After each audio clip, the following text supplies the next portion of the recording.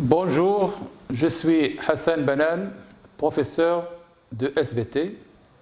Aujourd'hui, on va voir un sujet de géologie. Donc, c'est le troisième sujet qui porte sur la partie raisonnement scientifique et communication écrite et graphique.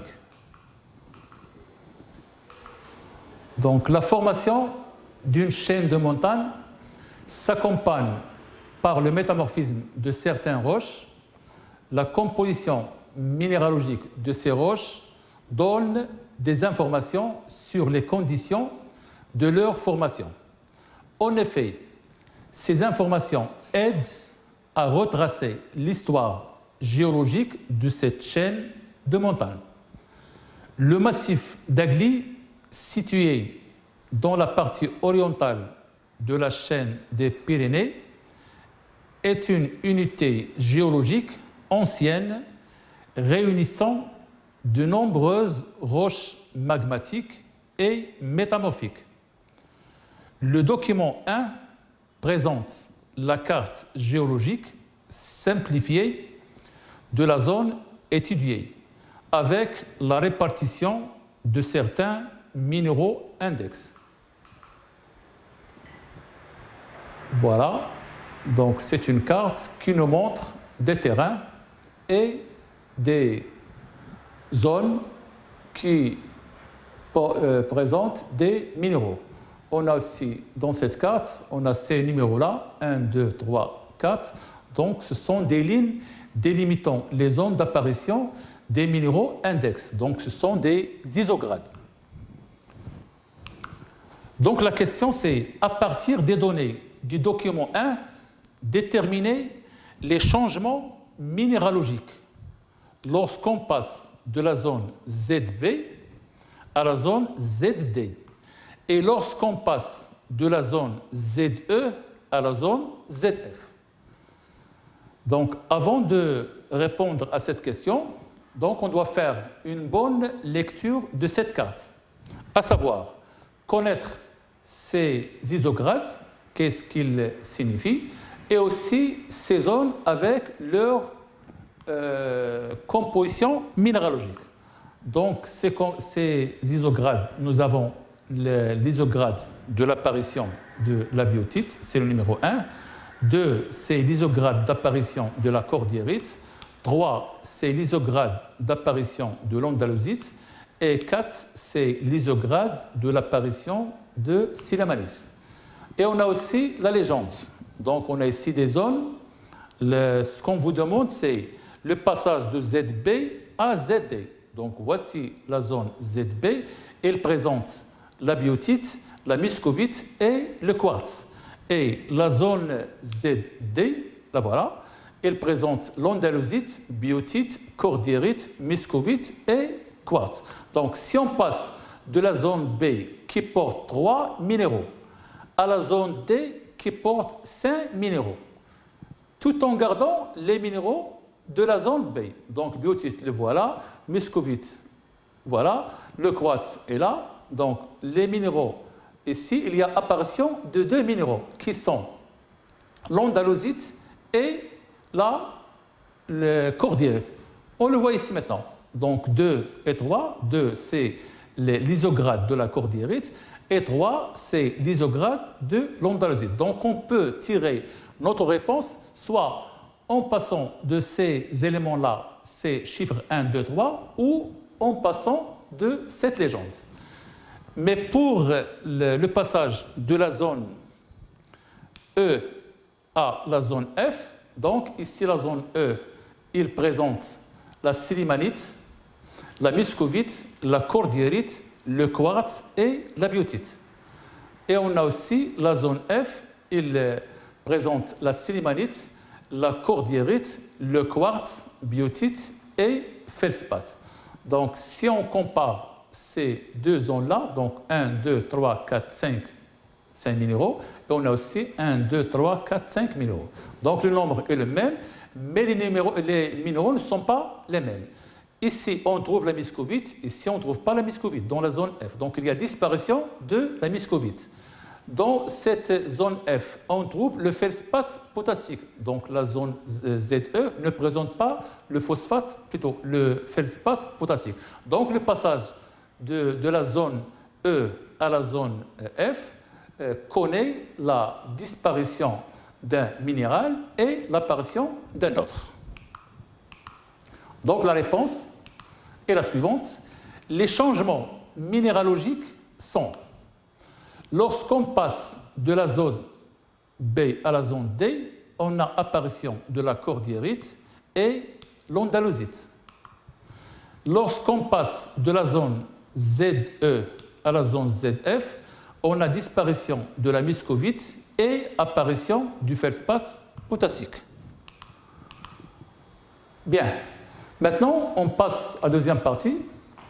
Le document 2 présente les domaines de stabilité des minéraux en fonction des conditions de la pression et de la température, avec l'emplacement des points R1, R2, R3 et R4, qui représentent successivement les conditions dans lesquelles se sont formées les roches prélevées des zones ZB, ZD, ZE et ZF. Voilà le document. Donc, il nous présente les valeurs de température. On a aussi les valeurs de la pression et la profondeur, avec des lignes qui délimitent des zones de stabilité de certains minéraux. Donc, on doit faire une bonne lecture pour répondre à la question qui vient. Donc, à partir du document numéro 2, expliquer les changements minéralogiques lorsqu'on passe de la zone ZB, c'est-à-dire la zone de la formation de la roche R1, à la zone ZD, c'est-à-dire la zone de la formation de la roche R2. Et lorsqu'on passe de la zone ZE, qui est une zone de la formation de la roche R3, à la zone ZF, qui est une zone de la formation de la roche R4. Donc, ce qu'on vous demande ici, c'est d'expliquer. Ça veut dire, on doit dire l'évolution de ces facteurs-là, c'est-à-dire la température et la pression. Et pour mieux répondre, on doit faire une projection en passant du point R1 au point R2. Voilà, donc l'évolution, le passage du point R1 à R2, il s'accompagne par une augmentation importante de température, mais une légère augmentation de pression.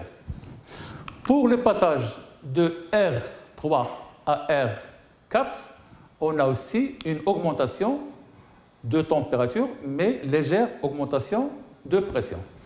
Revenons le passage de R1 à R2. Donc R1 se trouve dans cette zone-là, mais R2 se trouve dans cette zone. Donc cette zone, qu'est-ce qu'on trouve?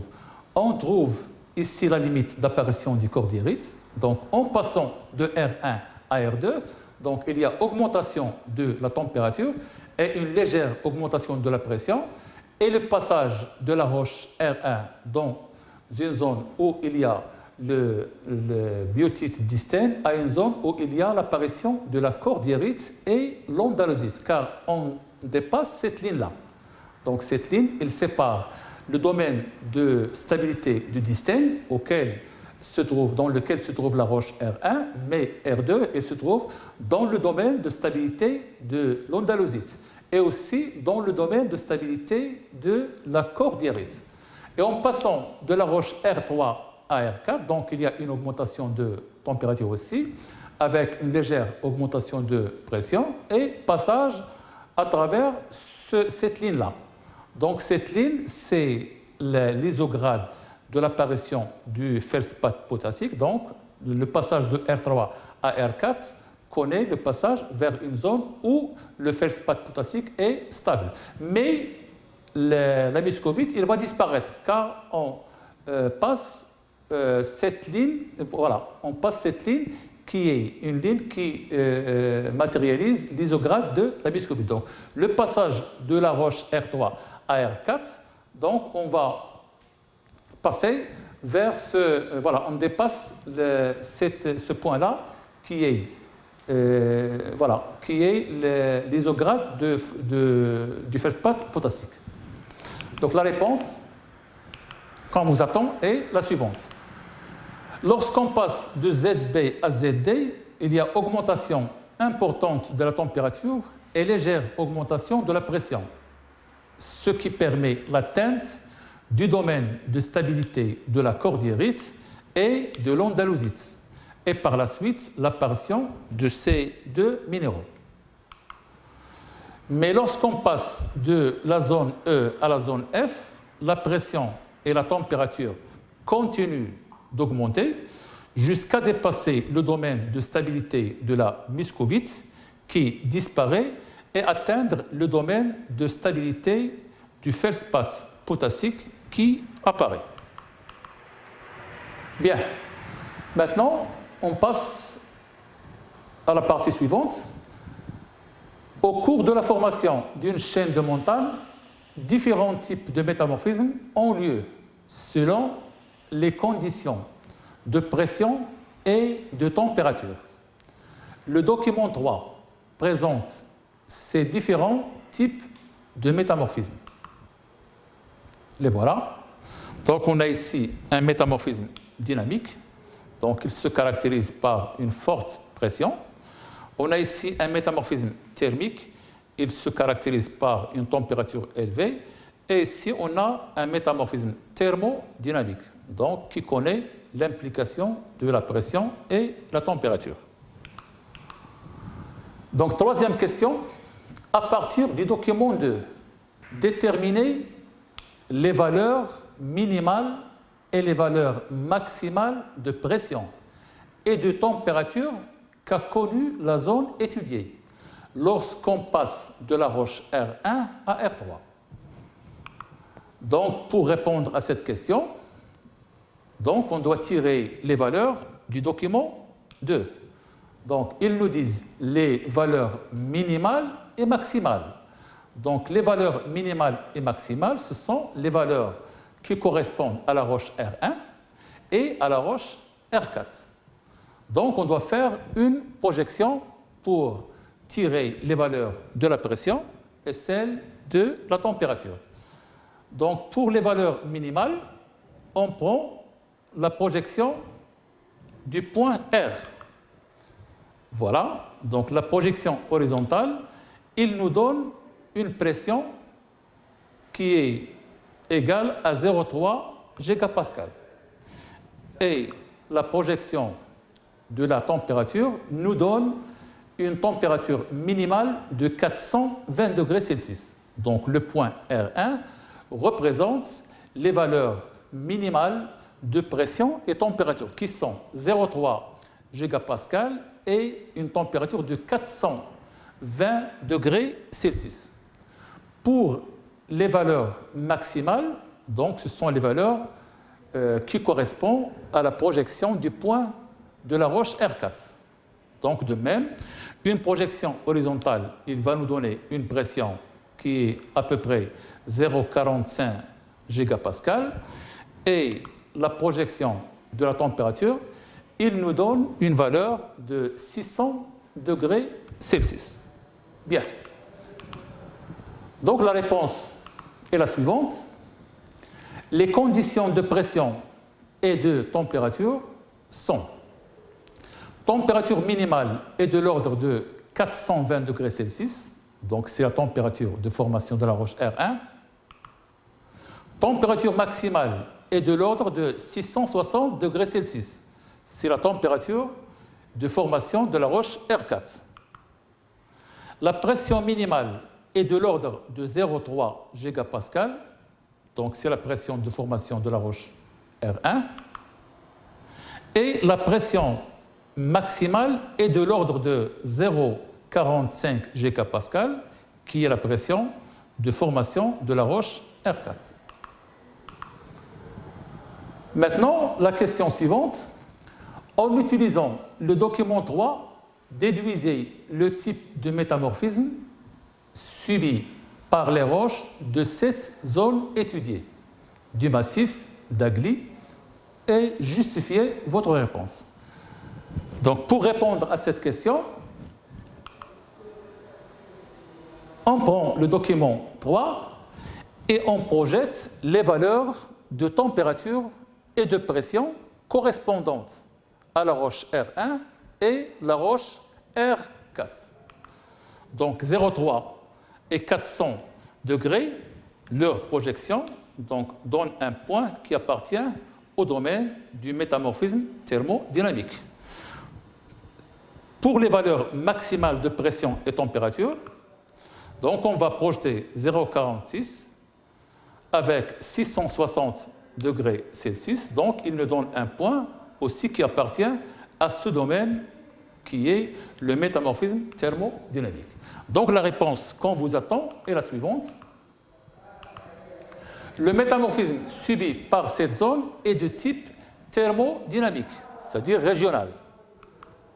Mais la justification, la projection sur le document 3 des valeurs minimales et maximales de pression et de température dans lesquelles se sont formées les roches de la zone étudiée, à savoir 0,3 gigapascal et 0,45 gigapascal pour P max et P minimal, et la température qui est T minimale de 420 et maximale de 660 se situe dans le domaine du métamorphisme thermodynamique.